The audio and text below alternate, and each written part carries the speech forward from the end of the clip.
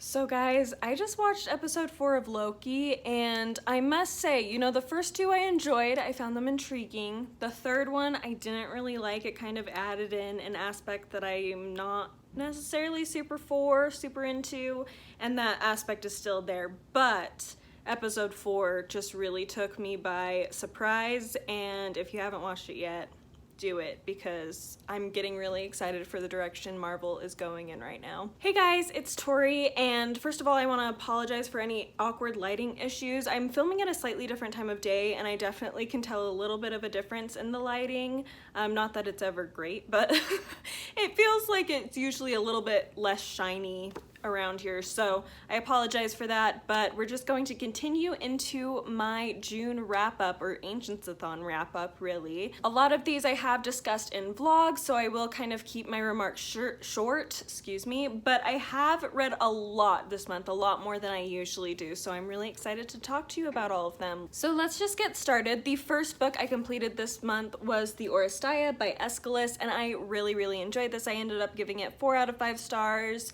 maybe like 4.5 out of 5 stars. I really liked this. For those who don't know anything about the Oresteia, this is a trilogy of Greek plays following the story of Agamemnon from, you may have heard of it potentially from like the Odyssey or the Iliad, but it is a really fascinating family tragedy that we're able to follow, and I really enjoyed all 3 of the plays. I will say the third one is kind of why it didn't reach 5 stars. It just felt like it made a seemingly random shift into a new direction that's more focused on the gods and goddesses, and a lot of Greek mythology does that just because there's kind of this tendency to focus everything back on the gods.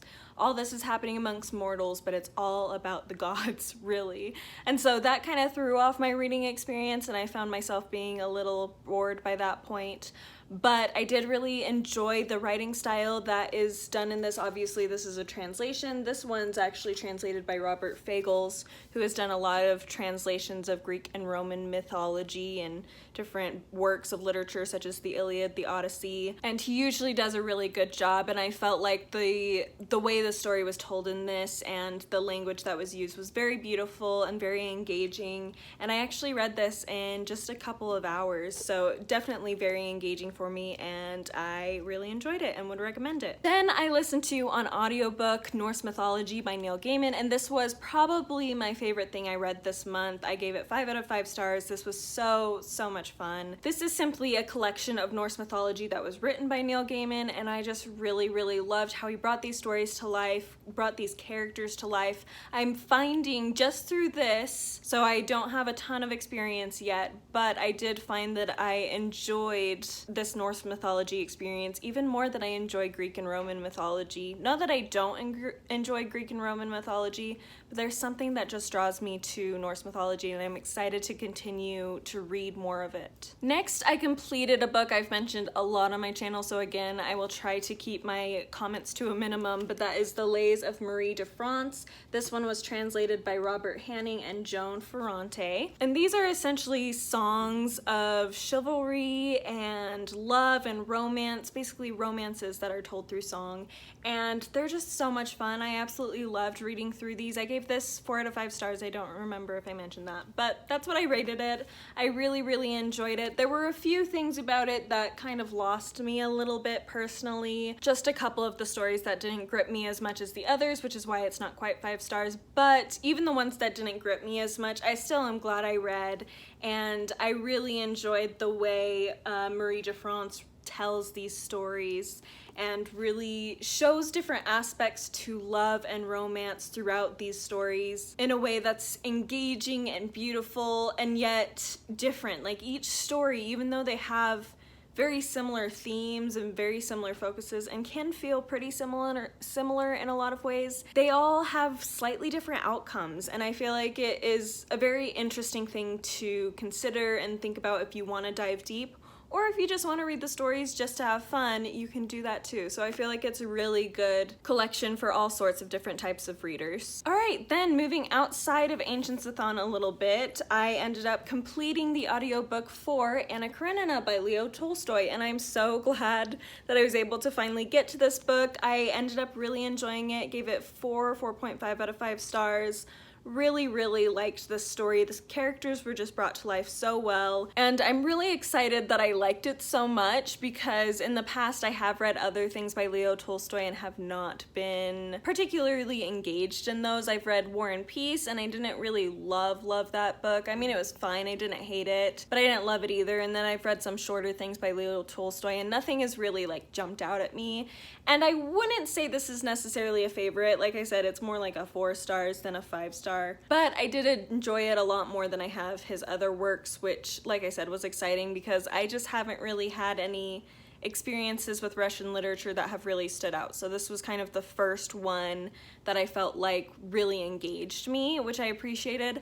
I will say I did find some of the characters really obnoxious. Levin in particular bothered me a few times. I did appreciate him to some extent, but he was just such a jealous person and he tended to overthink about things to the point where it was just unhealthy and toxic for him and for people around him, and so it got a little exhausting sometimes with him.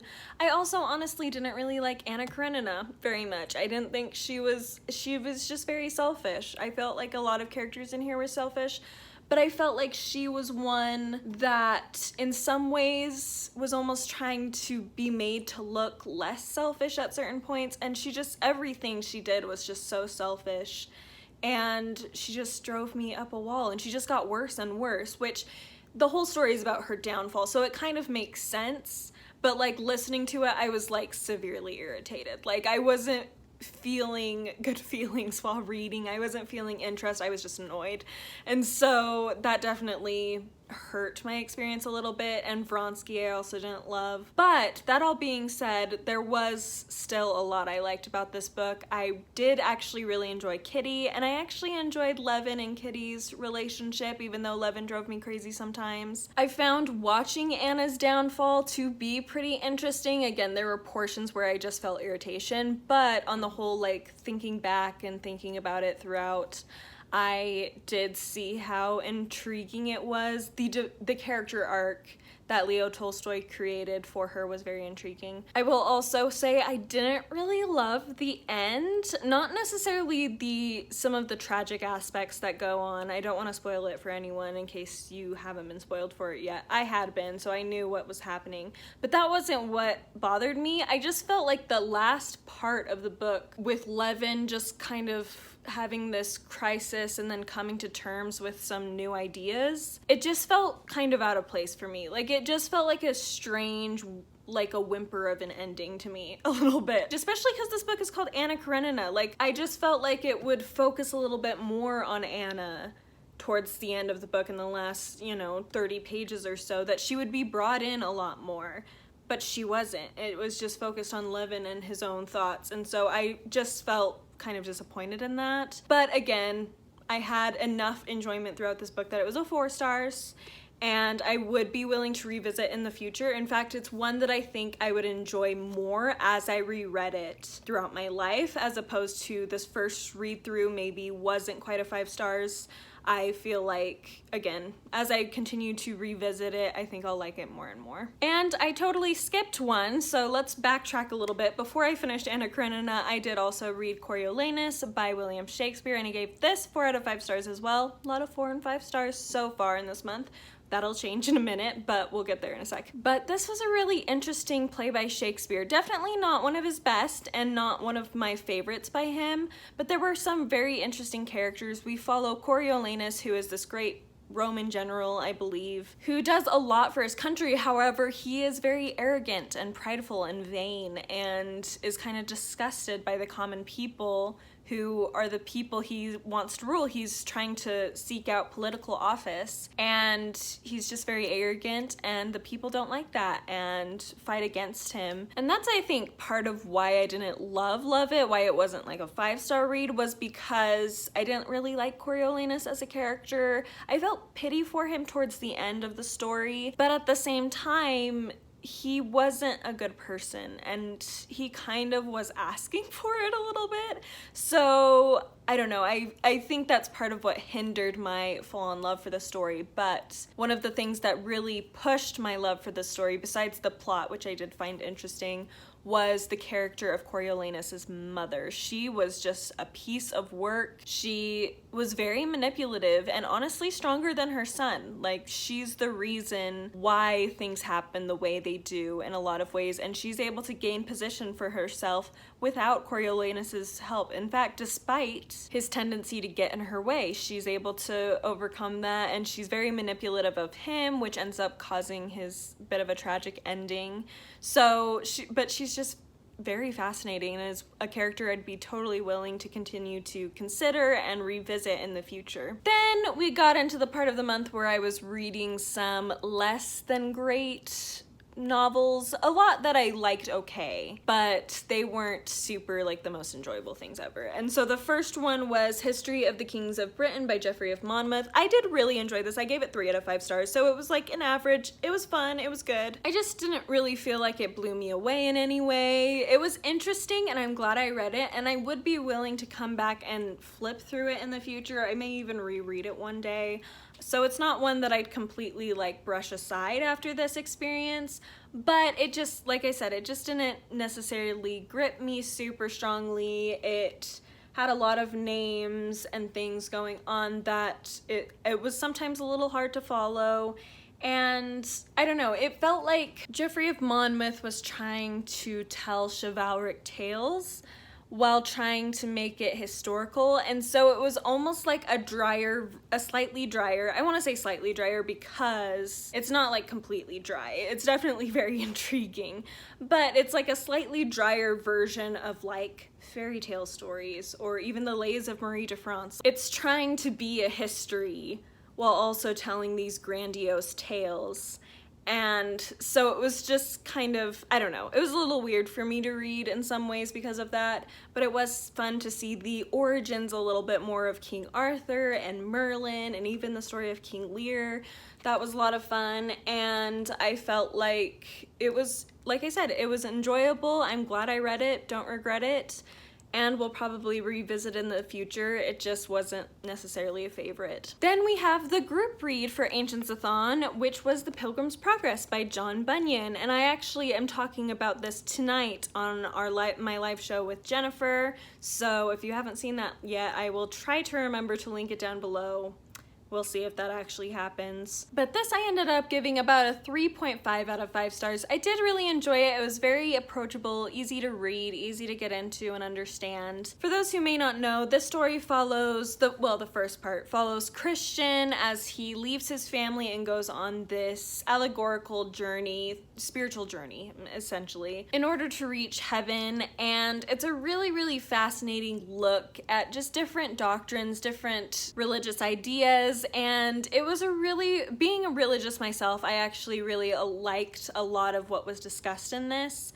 The second part is kind of where it lost me a little bit. Well, there were some things in the first part too, but I'll get to that in a second. The second part was about Christian's family deciding to also go on this journey and follow him. And so we see his wife and his 4 sons as they go off to join him. And actually earlier in the month, Naomi from Naomi's Bookshelf did a review of this and mentioned that she just felt like, as a religious person, Christiana, in the second part, the wife, really didn't do much on her own journey. She kind of just let other people take care of her.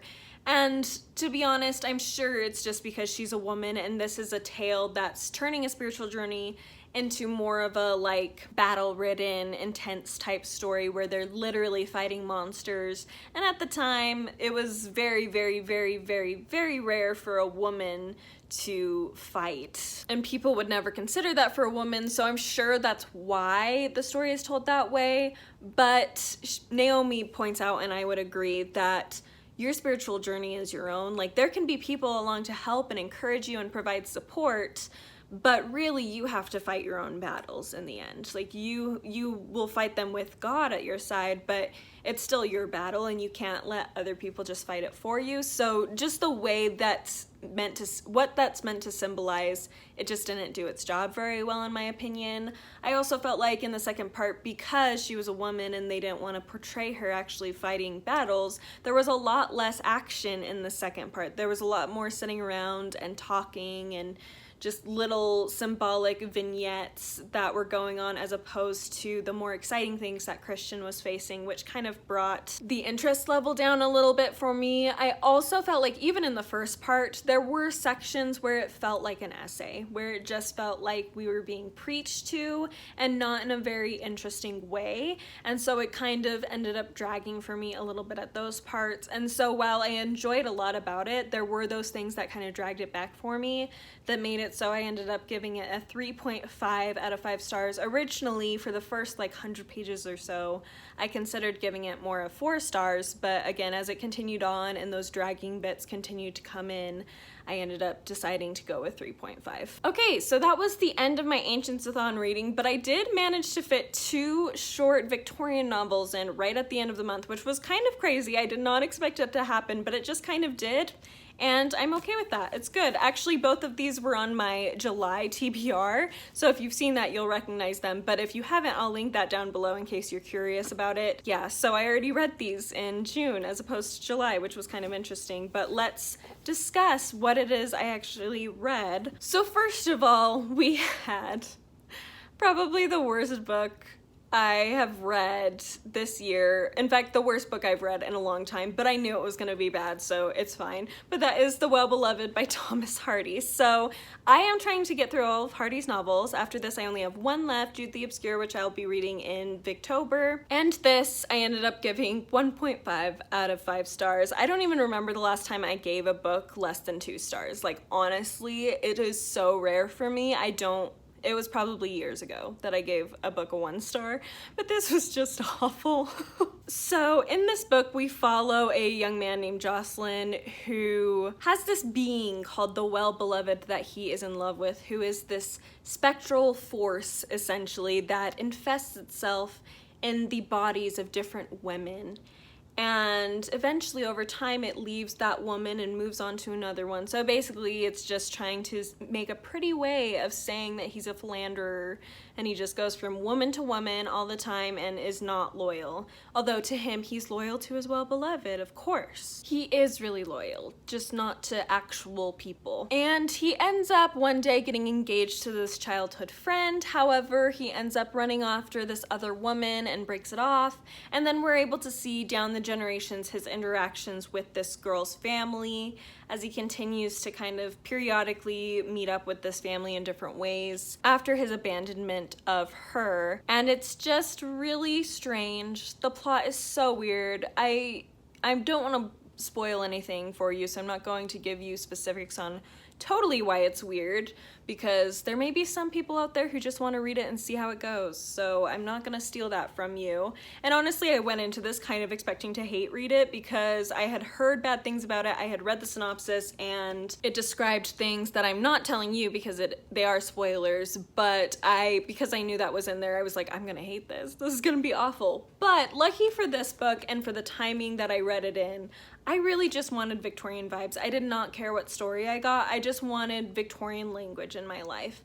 And so it was the perfect time as a comfort read to me for me to just pick this short novel up, read it, and just enjoy the Victorian vibes. So that's why it's 1.5 as opposed to 1 star, because first of all, it did provide that for me. And so I was engaged enough that I read it within like 3 days. So it wasn't like it was such a drag that I couldn't even finish it. I did finish it, but it just wasn't that great. The other reason why it's not quite just a 1 star is because there's at least one character that I did find intriguing, and that is the daughter of the woman he was originally engaged to. So the second generation in this family. And I just found her really interesting, especially as she grows up and some of the decisions she made. She just feels very different from the other two. So we're able to follow, obviously, the first generation, and then we follow the daughter, and then we follow the granddaughter is the sequence of events. And I felt like the first generation and the third generation were pretty similar in a lot of ways.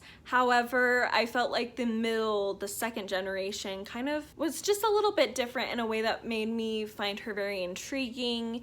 And yeah, I just really liked her, but there was literally pretty much no other characters I was interested in. I hated the main character. He was just awful and just pretending to be a good person when he knew he wasn't. And I honestly kind of feel like this was just like a therapy journal for Thomas Hardy, because I know he had a lot of struggles within his own marriages, and so I feel like this was honestly kind of a thought experiment for Hardy, kind of a therapeutic thought experiment that he decided to publish, and it's just weird and odd and awkward to read. And I guess one thing I will say for it was it did move pretty fast, like it was pretty pacey, especially for a Hardy novel.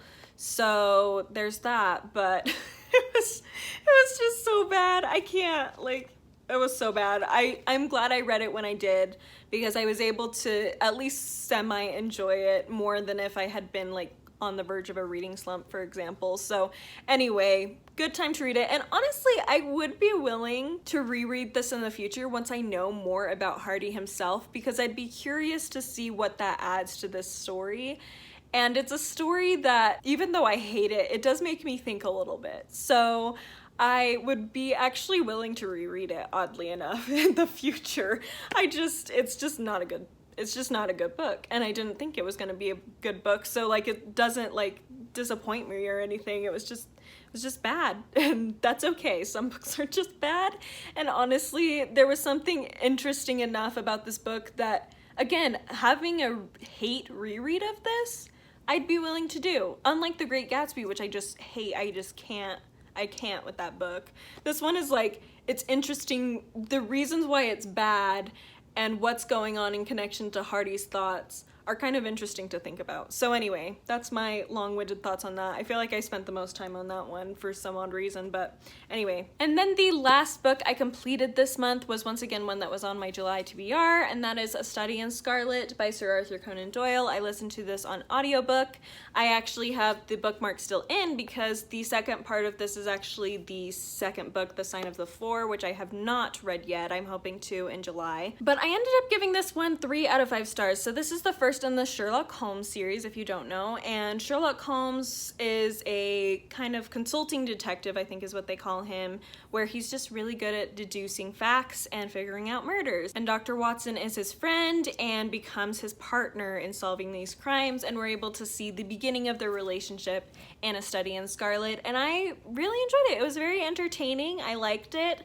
It wasn't mind-blowing in any way, which is why it's just a 3 stars, but I enjoyed it and would be willing to return to it. One thing I will mention about it, though, that I didn't take into account in my rating, and I'll mention why in a second, but it just kind of made me laugh, was, if you've read this book, you may know that the second part of this book takes place in Salt Lake City amongst the Mormons, as we've been nicknamed. And I found that Sir Arthur Conan Doyle gave them the Victorian treatment, as I'd like to call it, where they did this, you know, the Victorians do this with a lot of different exotic peoples that they end up amongst. They do it with those in the Middle East, those in Asia, and they did it with the members of the Church of Jesus Christ of Latter-day Saints in this, or Mormons, where they hear little tidbits of information about a group or something, and their minds just go wild with it. So they just sensationalize it to its greatest extent. And he definitely did that with the Mormons in here. If it's not clear, I'm a member of that church and I'm from that area. And this just is not good representation. This is very Victorianized. Again, they like to sensationalize things, make things way crazier than they actually were about all sorts of different cultures and groups. And he just, you know, he's trying to make a good story. And that's part of why I didn't include it in my rating. Like, it would have been 3 stars with or without that portion. Just because to me, like, I can't expect him to be understanding and knowledgeable about something when, at a time when knowledge and understanding wasn't readily available. Like, it was a lot harder to get true information back then because they don't have the internet. They don't even have really super good ways to widely publish books. I mean, it's getting better, but it's still not like ideal necessarily, especially not to get books from all over the world that will actually give you good understanding of different cultures. And so I can't like blame him for that. I also went into this knowing that was probably going to happen because I knew there was that portion set in Salt Lake City, and so I knew it was probably going to be off the walls. I mean, people nowadays even have a lot of really big misconceptions about a lot of religions, not just this church, but about the church that I belong to, and so I was expecting it. And honestly, like, he's trying to make a sensational, fun, crazy story. Like, he's trying to make an exciting story. And so that's what you do. I mean, if you read any sensational Victorian literature, you know that they just go off the wall with it. Like, that's the whole point of it. And so that's what was trying to go on here.